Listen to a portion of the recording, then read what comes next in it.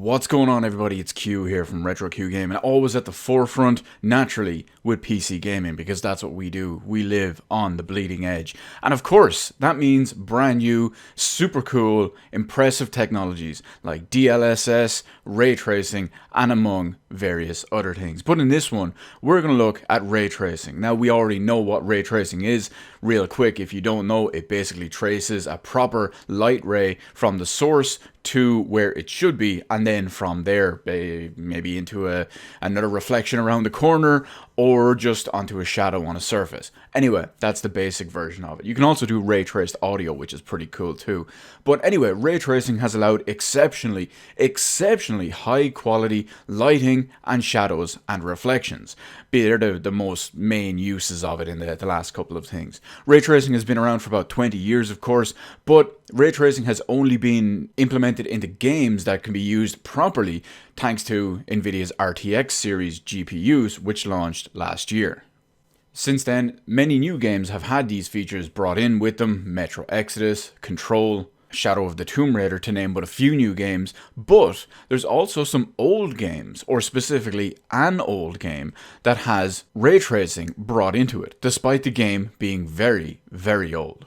Now, we'll get to what that game is now in a moment, but in order to do so, we have to look at something that was recently discovered in a job posting for Nvidia's Lightspeed Studios. And Lightspeed Studios is the studio behind porting old original Quake 2 to the modern era and incorporating features like proper ray tracing.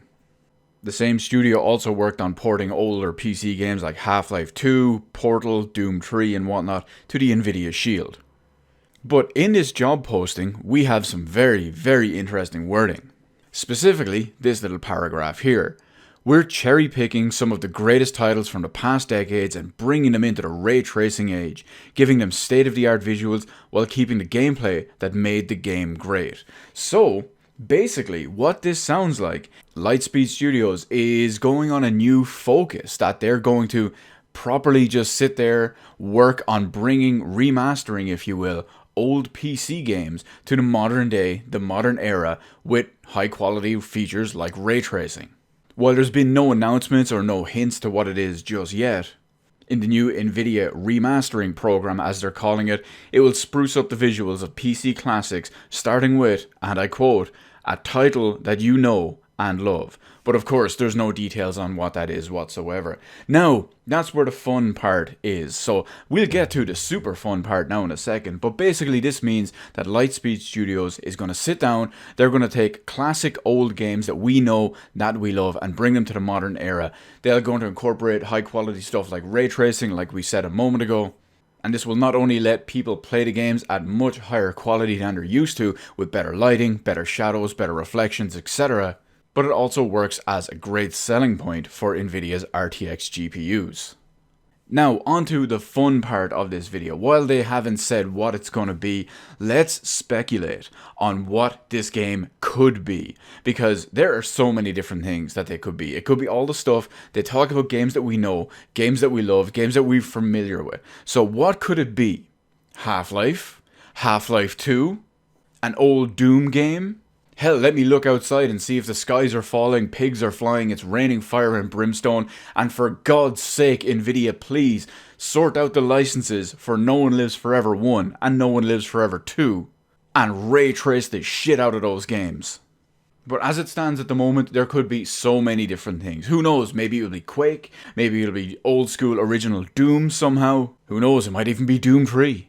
But we have to wait and see. Anyway, in the meantime, what game do you think, or what games do you think we're going to see on this program? Is it something I already guessed and theorized just there, or is it something completely different that I never thought about whatsoever? It's also interesting to note that when Quake 2 RTX Edition launched, the first 3 levels of the game were completely free. And if you already owned Quake 2, be it on the original discs or on a digital platform somewhere, you could patch in all the RTX quality and RTX features and settings onto your existing install absolutely free. So it'll be very interesting to see that going forward, whatever games come out using all this and remaster with all this RTX edition and ray tracing, if they'll adopt the same form, if they'll give away maybe 1 or 2 levels for free, or if they'll sell it brand new, complete in its RTX edition, or will allow you to patch it in if you already own it in some way, shape and form.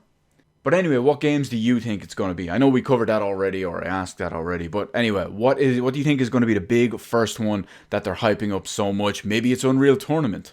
It remains to be seen. Let me know all your predictions, all your stuff you'd love to see in the comments section below. Naturally, it doesn't just have to be a first-person shooter. Hell, maybe we'll even see The Sims with ray tracing. But let me know all that good stuff in the comments section below. Hit the appropriate button to let me know how I did on the video, and while you're at it, why not head on over and hit the subscribe button and even ring that little notification bell.